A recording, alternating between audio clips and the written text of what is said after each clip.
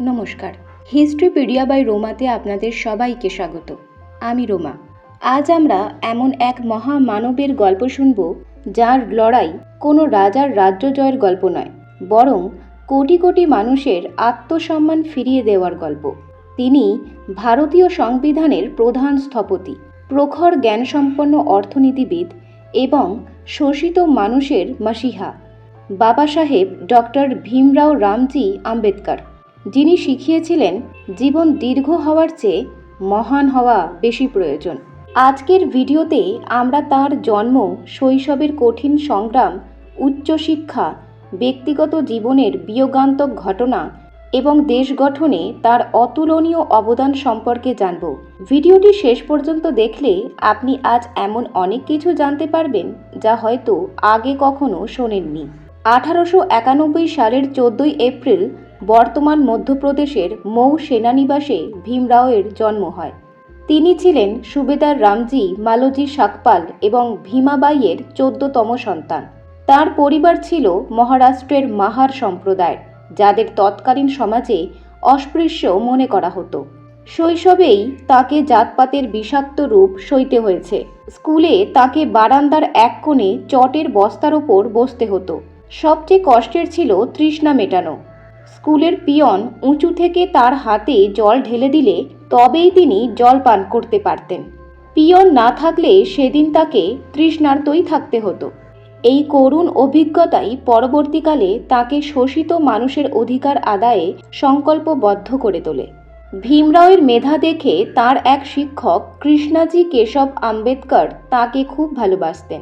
তিনি তার পদবি আম্বাডাওয়েকার থেকে বদলে নিজের পদবি আম্বেদকর করে দেন।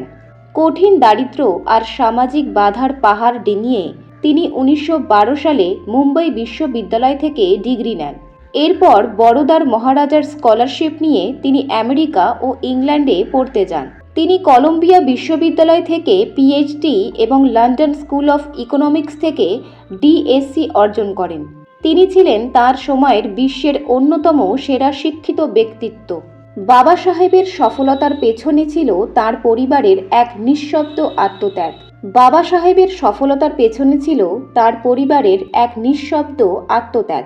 1906 সালে মাত্র 15 বছর বয়সে তার সাথে 9 বছর বয়সী রমাবাইয়ের বিয়ে হয়। বাবা সাহেব যখন বিদেশে পড়াশোনা করছিলেন, রমাবাই তখন চরম অভাবের মধ্যে একাই সংসার টেনেছেন। তাদের 5 সন্তানের মধ্যে 4 জন গঙ্গাধর, রমেশ, ইন্দু এবং রাজরত্ন চিকিৎসার অভাবে শৈশবেই মারা যান।